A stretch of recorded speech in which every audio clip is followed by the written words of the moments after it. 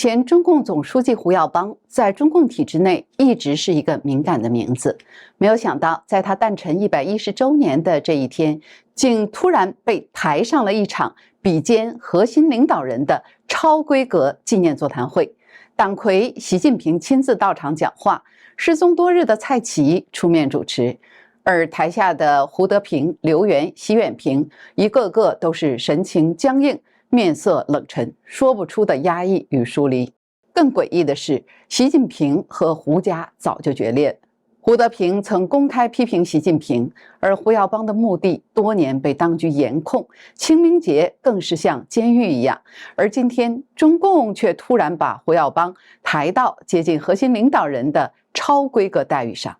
这场看似歌功颂德的纪念会，到底是在向谁交代？还是说，当习胡旧怨被摆上台面，那股来自胡耀邦旧部曾在权力深处运转的力量又在悄然回归，逼得习近平也不得不低头呢？观众朋友好，这里是大师局，我是唐月。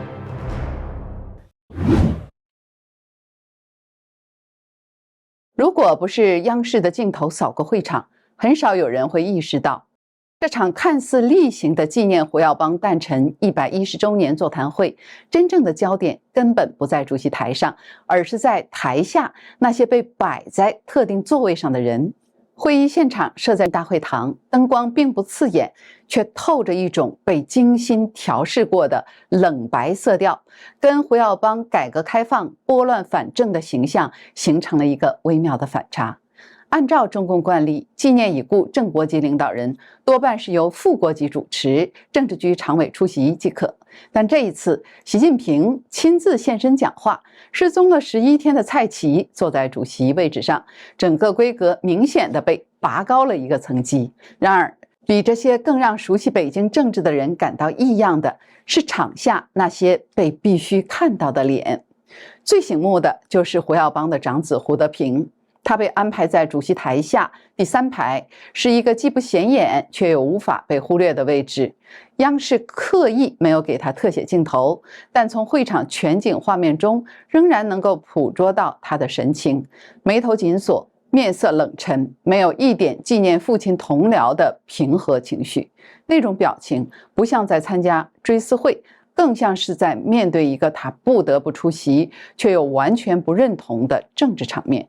熟悉他的人都知道，胡德平近年来多次公开批评习近平的主动县官论、极左倾向，甚至被视为当今体制内最后几位仍敢公开发声的改革派红二代。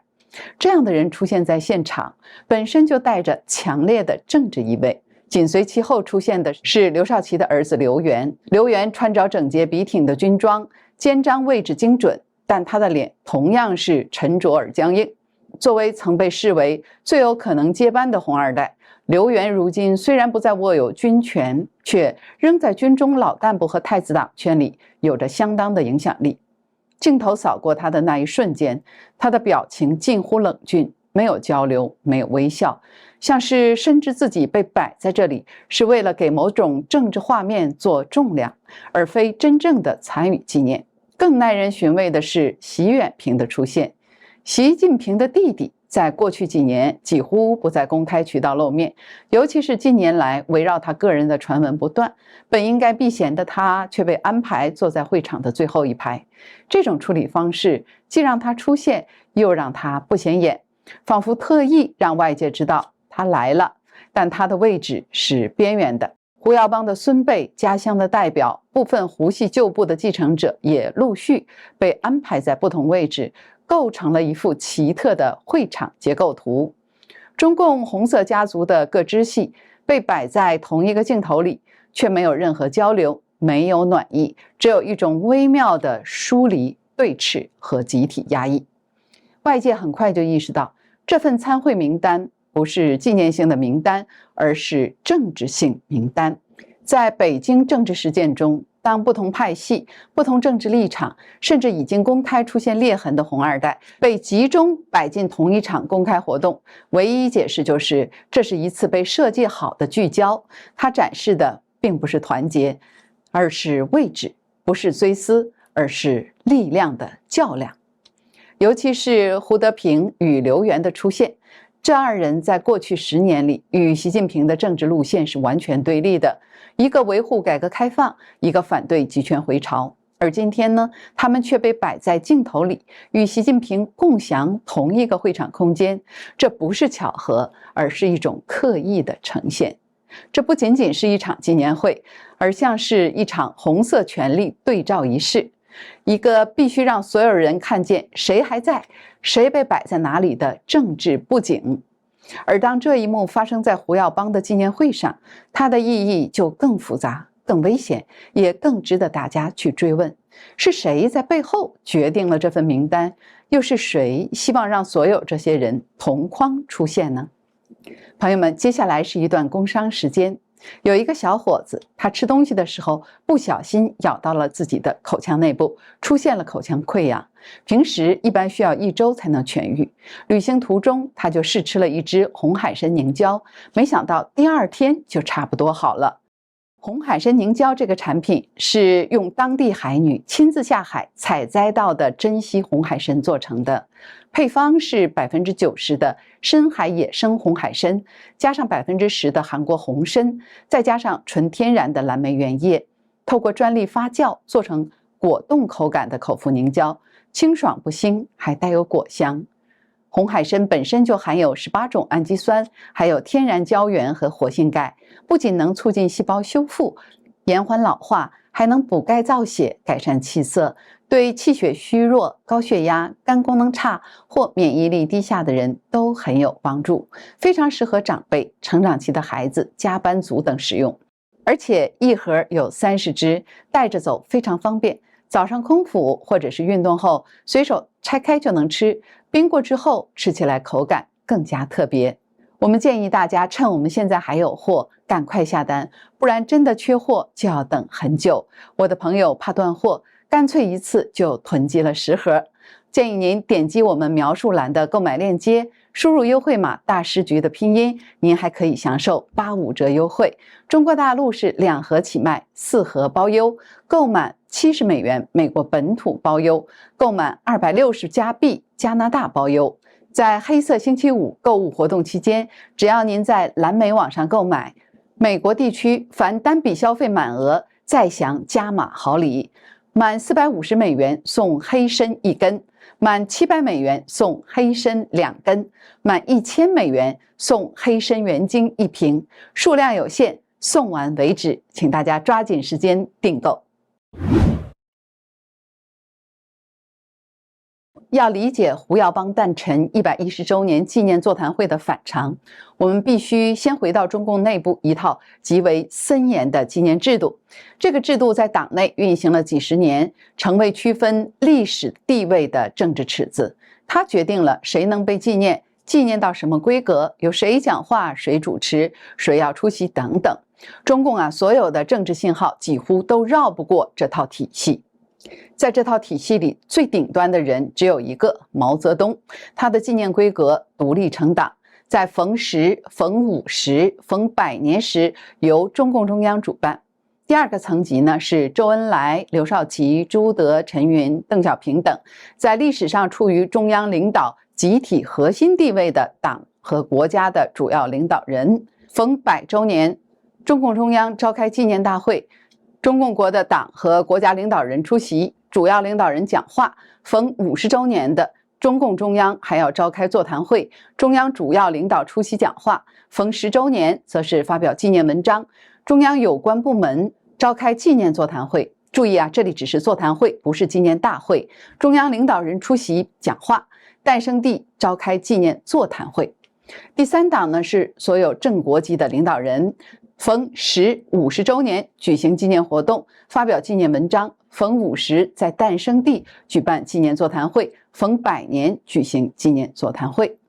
那胡耀邦呢，他是应该落在第3档的。在过去几十年里，胡耀邦的纪念也确实是按照这套框架执行的。比如2005年90周年纪念会，胡锦涛并没有出席，温家宝参与了，但温家宝没有讲话，参加身份不是总理，而是胡耀邦的旧部。整个会议的主持和讲话都是由副国级干部承担，这是一个标准的第3党逢时的活动。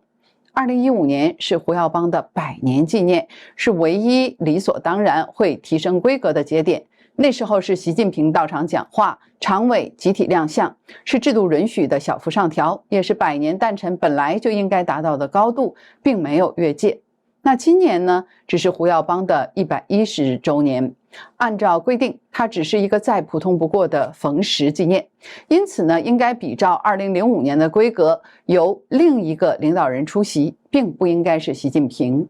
按照既有的纪念规格，逢时时，习近平只参加1党和2党领导人的纪念活动。可这次呢，习近平不但出席了，还亲自讲了话，蔡奇主持，书记处7人是全部到齐，硬生生的将胡耀邦的纪念规格提高到了核心领导人所在的2党。如果对比定于一尊的习近平的父亲习仲勋，反常就更明显。习仲勋诞辰110周年的时候，连纪念会都没有，只是发了篇纪念文章。因此，一个吊诡的问题就冒出来了：为什么习近平不能为自己的父亲破例，却必须为一个与自己关系紧张的胡耀邦破例呢？并且习近平和胡耀邦的执政理念也不同，一个是独裁，一个是利益，搞所谓的民主，而且近年来习胡2家是交恶。在习近平上台初期，胡耀邦的3儿子胡德华就曾公开批评过他。胡德华曾担任过《炎黄春秋》杂志社的副社长。2013年4月，在《炎黄春秋》杂志社的一次聚会上，他就批评过习近平，还说他的书并不多，导致习近平对此十分恼火。中共当局随后对他下禁令，不可妄议中央，并在2016年封掉了中共内部改革派和民主派的阵地炎黄春秋。这是习近平对胡家开刀的标志性事件。澳洲学者冯从义就表示说，习近平这个动作就等于是和中共红二代内的改革派彻底决裂了。到了2019年，更是把胡德华赶出了胡耀邦位于会计司胡同25号的故居。在外界舆论的压力下，中办才安排了一套250平方米的公寓，让胡德华以月租方式居住。不仅仅是胡德华，胡耀邦的长子胡德平也是毫不吝啬地批评过习近平。在2018年下半年，当中共掀起了私营经济退场论时，胡德平第一时间公开反对。他在工商界和智库场合连续发言，明确指出公私合营的后果非常可怕，批评党内保守派试图把经济倒退回计划体制。他强调民营经济不可动摇，并暗指习近平推行的国进民退政策是背离改革开放的。2019年，一场在北京举行的高层研讨会上，胡德平更是直接把矛头指向了习近平。根据美国之音报道，胡德平在会上发表了长篇讲话，告诫中共领导人不要重蹈前苏联高度集权的错误。他还警告当局，狭隘和极端的所谓爱国主义必然演变为误国主义，甚至会成为军国主义的庇护所。这都是对习近平极端集权的正面批评。习近平当然也有反击，一个明显的体现就是封控胡耀邦的墓地，尤其是在清明的时候，墓地周围是便衣林立，即使家属前往祭拜也被严格监视。这些事情叠加在一起，从任何一个政治逻辑出发，习近平都没有理由为胡耀邦抬规格，不仅没理由，还应该是避之不及才对。那胡耀邦的纪念规格升高的幕后推手到底是谁呢？答案似乎已经是呼之欲出了。如果要问是谁在推动这场超规格的胡耀邦纪念会，所有的迹象都在悄悄指向同一个名字——温家宝。温家宝与胡耀邦的渊源极深，在上世纪80年代，他在时任总书记胡耀邦的手下担任中共中央办公厅主任，亲历了胡耀邦的整个政治起落。对于胡耀邦主张的改革开放、政治宽松、制度化治理，温家宝不仅是参与者，更是认同者。在后来担任国务院总理的10年间，他公开警告说，如果没有政治改革，经济改革的成果就会丧失，文化大革命这样的历史悲剧还会重演。